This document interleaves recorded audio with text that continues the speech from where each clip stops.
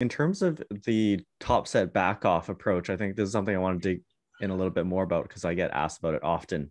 Hmm. Where you mentioned, for example, with your like hypertrophy style training, you'll hit your top set, say on squats, and then you'll take off some weight and then do some more volume.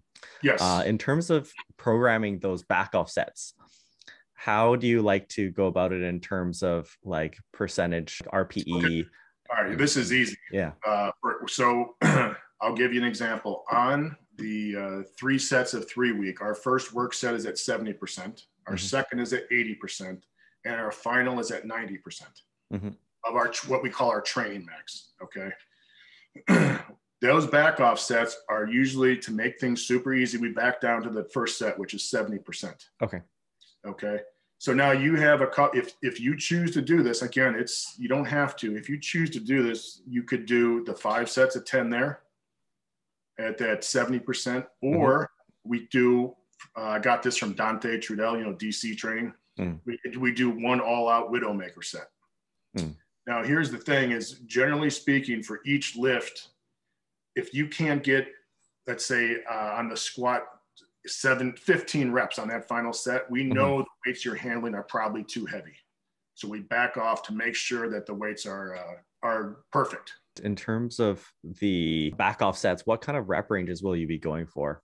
Well, it depends. If we're going Yeah, say for hypertrophy.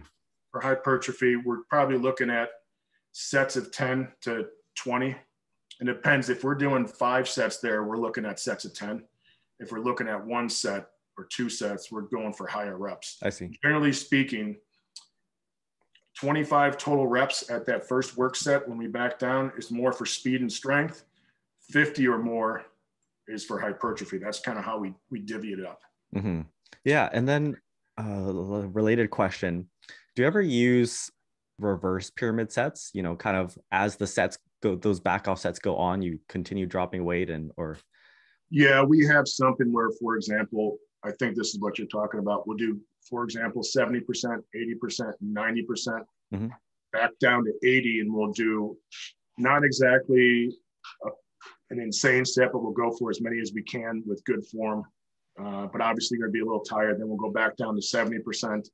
And if you feel like got something left, we'll back it down to even 60%. I don't know what I called it. I named it something like probably reverse pyramid or something. But yeah, that's fine. The key is, are you making good progress on that main set? That's what we're Mm. looking for. After that, it's like a big giant bowl of vanilla ice cream. Now we can start adding in whatever you want. Hmm. And the other thing is the what do you want to do? What's going to get you excited to go in the weight room and kick some Mm. ass? Yeah. As long as you have that base of, let's just try and get a little bit stronger on these basic movements, man, you can do whatever the hell you want. As long as you keep that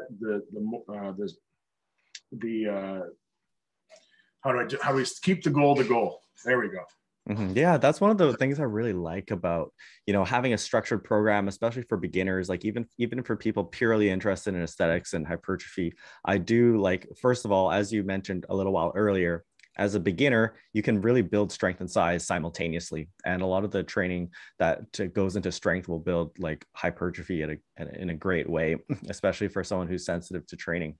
But even from the sort of psychological aspect of it, having a structured program, especially like, for example, something like 531 or just something to get you started, gives you a structure to follow, and it gives you something to look forward to, which I think is really Well, motivating. yeah, for a young lifter, you don't know what to do. Yeah.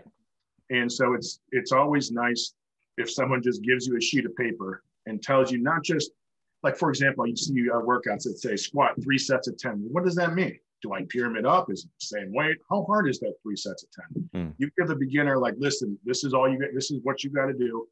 It's awesome.